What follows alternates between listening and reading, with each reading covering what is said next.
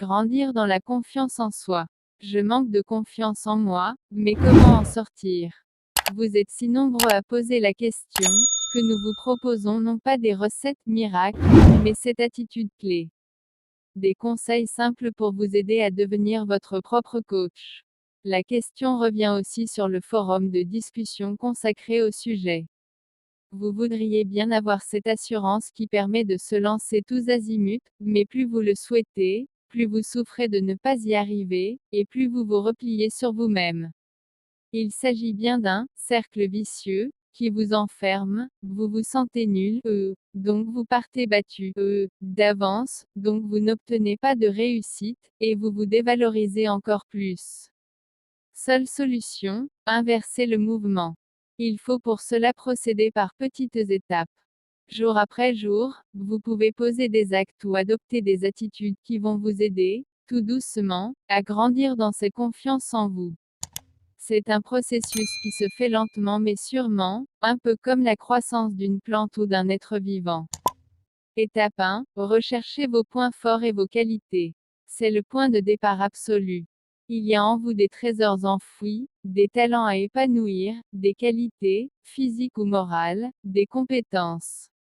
Mais vous ne les voyez pas et c'est là le problème. Vous êtes obnubilé par vos défauts, réels ou supposés, et vous ne voyez plus que ça. Ou bien, vous êtes blessé par des remarques désobligeantes que l'on a pu vous faire. Il faut donc abandonner vos lunettes grises pour mettre les roses.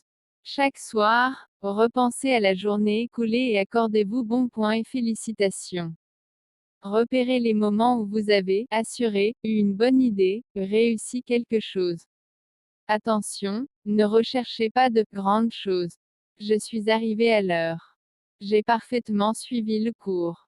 J'ai bien géré mon entraînement de natation. J'ai pu aider un ami. J'ai pensé à téléphoner à ma grand-mère et je lui ai fait plaisir, etc. Faites déjà cela tous les jours pour vous habituer à vous féliciter. Au bout de 8 jours, recherchez vos qualités et vos points forts. Repensez aux compliments et aux remarques positives que l'on vous a déjà faites. Lisez notre article pour trouver quels sont vos types d'intelligence ou de compétences.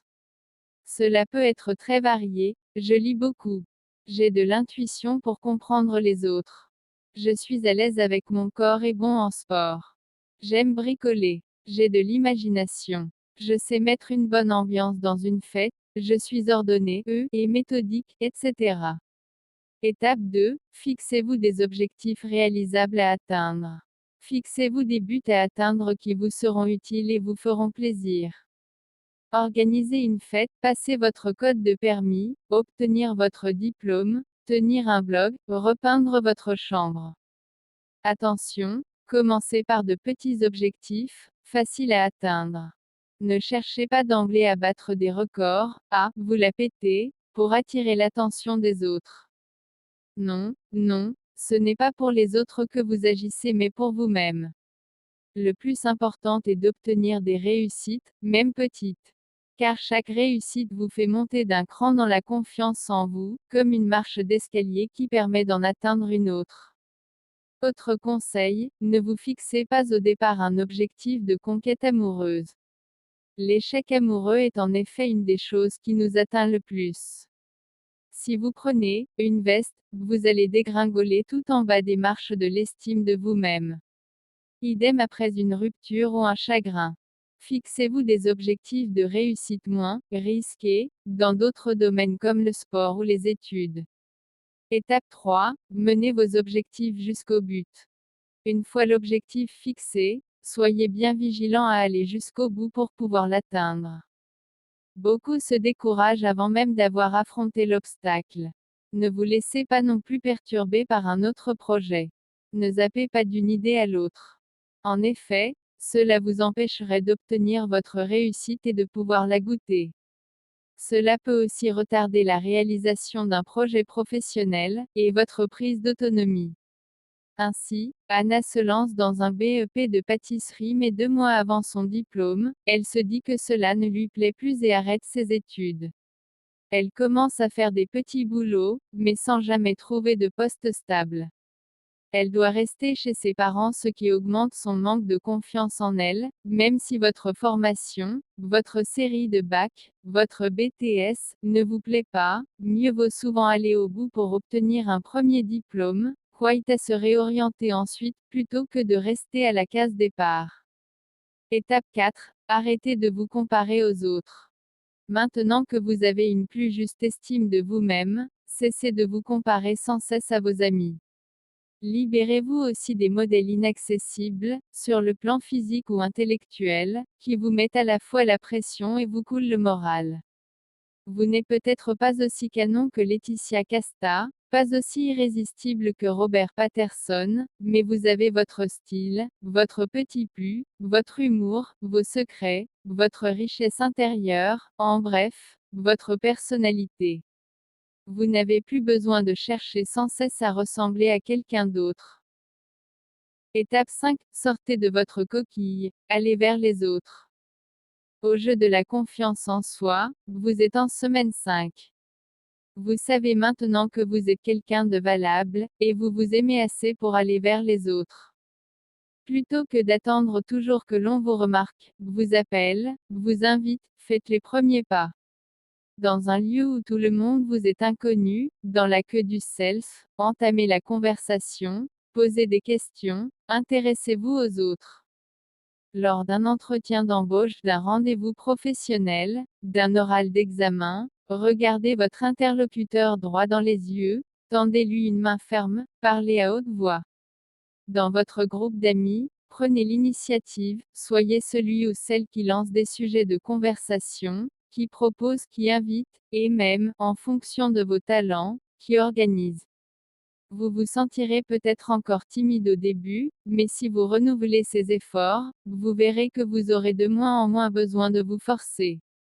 Vous arriverez naturellement à être à l'aise avec les autres. Juste une précaution, fuyez la compagnie de ceux qui vous écrasent ou vous dévalorisent, mais fréquentez plutôt des gens à qui vous pouvez vous confier en vérité, sans chercher à jouer un rôle. Et cherchez vous aussi à les valoriser.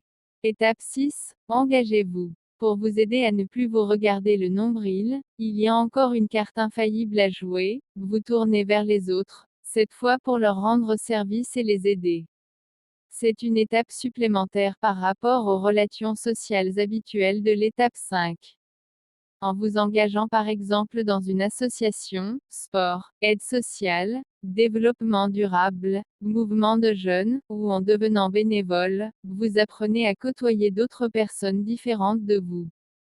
Vous serez étonné, et ravi, de voir que vous êtes capable de consoler, de réconforter, d'aider, d'animer, de donner.